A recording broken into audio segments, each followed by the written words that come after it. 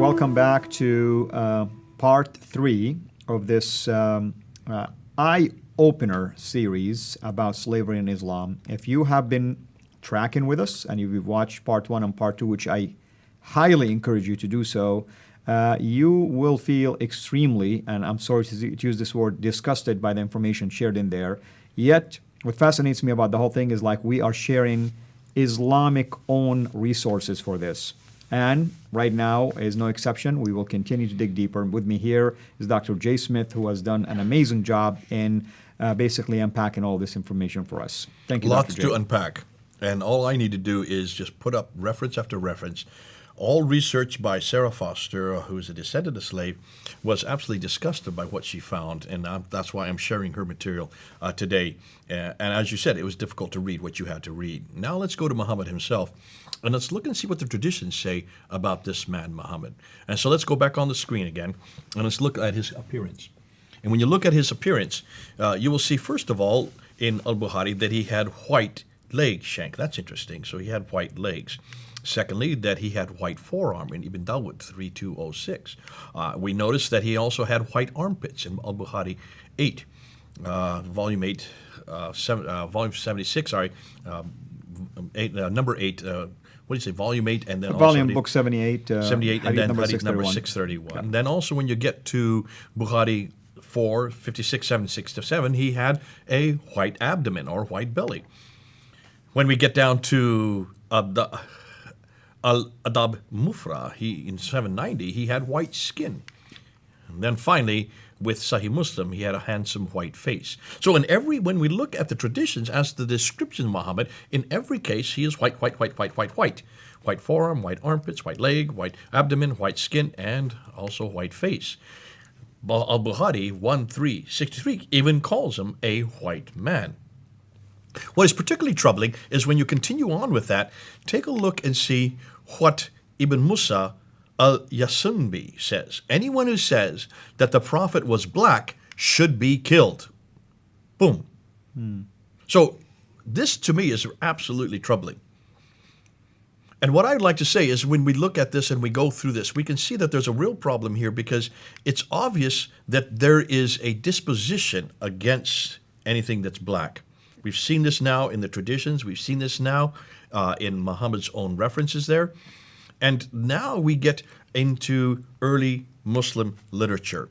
And when we look at early Muslim literature, we see this coming up in the beginnings of 660. Now let's go back onto the slides again. This attitude is reflected in early Islamic period with the African origin poet named Suhaim in 660. Look and see what he says. Now this is an African himself.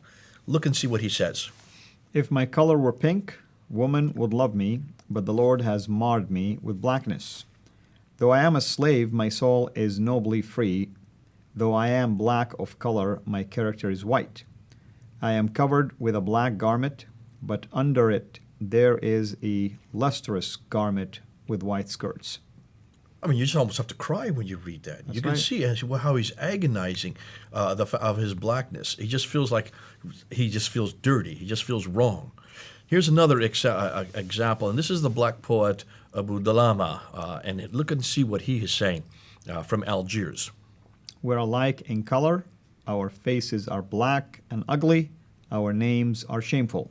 Now, he's probably the best known of the early black poets writing in Arabic. He was a slave who became a court jester of the first Abbasid caliphs. And so you can see, long before the slave trade in the Atlantic slave trade, you have this kind of attitude by black people, African slaves, but by black people themselves. And let's look at this one here. This is by Jahiz of Basra, 776 to 869. So he's saying the 8th to 9th century. One of the greatest prose writers in classical Arabic literature and maybe partly of African descent. In his special essay, The Boast of the Blacks Against the Whites. Look and see what he says. It's part of your ignorance that in a time of heathendom, meaning like the Jahiliyyah period, you regarded us blacks as good enough to marry your woman. Yet when the justice of Islam came, you considered this wrong. Hugely significant. Oh, he's admitted the shift. In fact, we hear just the opposite when we talk about when Muslims tell us all the time the Jahiliyyah period is a time of ignorance. That's when everything went wrong. and that actually Islam came to eradicate Absolutely. and brought back That's equality. the narrative you hear all the time. But here, look at the dates. He is from that period, and he is saying this is just the other way around. We, in the time of Jahiliyyah, we were actually equal. You let us marry your women, but no longer. So something came with the introduction of Islam that changed all of that. Now, I want to look at what Bernard Lewis, who is considered to be one of the greatest Orientalists, loved by Muslims because of his historical background. Look and see what he says. Let's put up the slide there and just go ahead and read what Bernard Lewis says. He's saying black in Islam is somehow connected with sin, evil, deviltry, and damnation, while white has the opposite associations. Let's continue on to the Quran itself. In the Quran, Surah 3, Ayah 106 says this. On a day, meaning the day of resurrection, when some faces will become white and some faces will become black. As for those whose faces will become black, to them will be said, did you reject faith after accepting it? Then taste the torment in hell for rejecting faith. Let's continue to another reference. Here is Surah 39, Ayah 60. And on the day of resurrection, you will see those who lied about Allah with their faces blackened. Is there not in hell a residence for the arrogant? This idea that Bernard Lewis is talking about, this real reference between white and black, the idea that black is evil, white is good, could this be coming out of the Quran? Is that the source for this? Let's look at some of the traditions. Let's look at the Hadith and look at Jami al-Tirmidhi. Let's see what he says, narrating from Ibn Abbas. Yeah, Jami al-Tirmidhi, volume 2 says, Ibn Abbas narrated that the Messenger of Allah said, the black stone descended from the paradise, and it was more white than milk. Then it was blackened by the sins of the children of Adam. So this narrative about evilness of blackness, that it changes and creates evilness, or is created by evilness, continues in the Hadith. It's not just in the Quran. Bukhari, look and see what he says. Narrated Anas ibn Malik, Allah's Messenger said, you should listen to and obey your ruler, even if he was an Ethiopian black slave whose head looks like a raisin. So, again, you have a derision there. You have a reference point that seems to be confronting the whole notion that black, something's wrong with black. And notice the example he used as a model for even if he's like this, you still should listen to him. Yeah, that's the worst, but still, you still listen to him. Now we get into Sunan al-Nasai. Jabir said, a slave came and pledged to the Prophet to immigrate, and the Prophet didn't realize that he was a slave. Then his master came looking for him. The Prophet said, sell him to me. And he bought him for 2 black slaves. Then he did not accept the pledge from anyone until he asked, is he a slave? So you can see Muhammad was caught into the same trap, and that almost the denigration. Now let's talk about the treatment of slaves, because the treatment, yeah, go ahead, you want to say something? I was just going to say something. It's kind of interesting. He wouldn't accept the pledge of any black unless they tell him they're not a slave, as if it gives you the impression that, in general, blacks were slaves. Yeah. Okay, we're going to come back to that. Hold on to that. Treatment of slaves. Dr. John Azuma, again, the one we referred to, he did his doctoral thesis on this very problem, mentions this. And let's go back and see what he says. And this is in his book, The Legacy of Arab Islam in Africa. In areas like North Africa, the Middle East, and Turkey, black slaves did the meanest and hardest work. The first generation and plantation slaves in Muslim lands was as harsh and cruel as any other such system, while successive generations of all slaves had to live under the weight and stigma of racial and social discrimination. So you can see the treatment of slaves was much worse for a black than it was for anybody else. And that could be possibly because of the reference that we have been going across. Now, Al-Tabari in the 10th century notes this. He said that Zinj employed in groups, 500 to 5,000, salt marshes of southern Iraq. Their condition was extremely bad, and they were literally pinned down there, hopeless and homeless. The bad treatment, of course, led to numerous slaves' revolts beginning So even Tabari in the 10th century was saying that this was quite normal. This bad treatment of black slaves was something that was not even considered to be a problem. Now, when we get to the maps of the slave, this is, I'm going to put this map up here. This is what you usually get from 639. You have the trade routes out of Africa and Asia. Have you look at those trade routes, and what do you notice? They all seem to go to the south, do they not? That's right.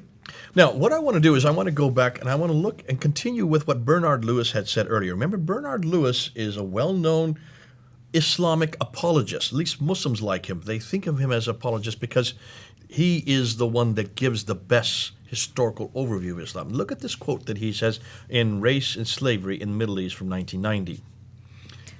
He said, the myth of Islamic racial innocence was a Western creation and served a Western purpose. In the 18th century, the philosophers of the Enlightenment had praised Islam for its lack of dogmas and mysteries, its freedom from priests and inquisitors and other persecutors, recognizing real qualities but exaggerating them as a polemical weapon against the Christian church and clergy. So this is a polemic by Westerners showing the romanticism of Islam in order to confront and ennoble or denigrate Christianity at that time. Davis Goldberg continues on, and he says, Lewis did not find anti-black sentiment in Arabia until the 7th century. Listen, look at the date. Until the 7th century conquest of Africa and the enslavement of its inhabitants. Snowden and Thompson similarly did not find a prejudiced view of blacks in ancient Greece or Rome. In those earlier times, color did not define a person and was not a criteria for categorizing humanity. In other words, what they're saying is these guys, Thomas and Snowden and Lewis, when they look back at the whole history of slavery, they found that this was something that this idea of colorism, this idea of black being bad, black being evil, black being part of the deviltry, that was introduced uniquely by Islamic scholars. This did not exist in Greek times. Every color was enslaved. It didn't exist in Roman time. Right. Everybody were slaves at that time. It didn't matter on your color. This idea of coloration was introduced by Islam. Here's another quote by James Harrell. Go ahead and read it. Harrell said, Roman slaveholders were neither paternalistic, yeah, that's right, from far away, nor racist in the modern sense of the term. Race itself is a modern construct. Although there were views about differing ethnicities in antiquity, there was no so-called scientific theory of skin-colored race until the 19th century.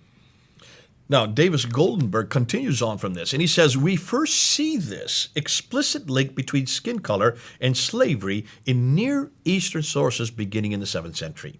We note its first appearance in the Christian West as soon as Europe discovered black Africa and began to engage in the slave trade, which is much later. That's the 1400s.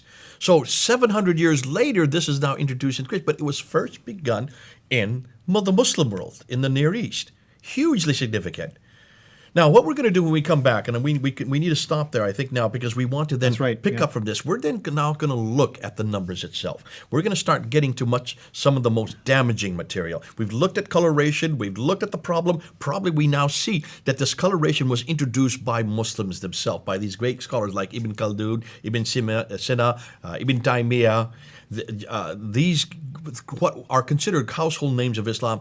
It's also introduced in the Quran in Surah 3 and also Surah 39. Muhammad is very clear that he had a problem with blacks. He had a problem with black color. But this idea of slavery having a distinction of coloration and gradation, that was introduced uniquely by Islam into the whole slave package. Now we're going to go and we'll move into a whole new area, and that is the numbers. Absolutely, and of course, the whole thing is important for people to watch, and it's extremely an eye-opener, like I said earlier. And we thank you, of course, for taking the time to share in this fabulous research by, once again, want to give her credit. What's her name? Sarah Foster. Sarah Foster. We thank her for that, and I hope others will benefit from this amazing data that we're sharing with you.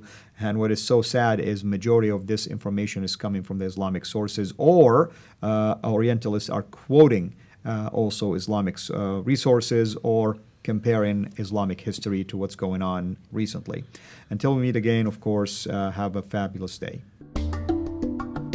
Thanks for watching. Make sure to like and subscribe so that you don't miss future videos. And please consider becoming a patron on patreon.com/Sierra International.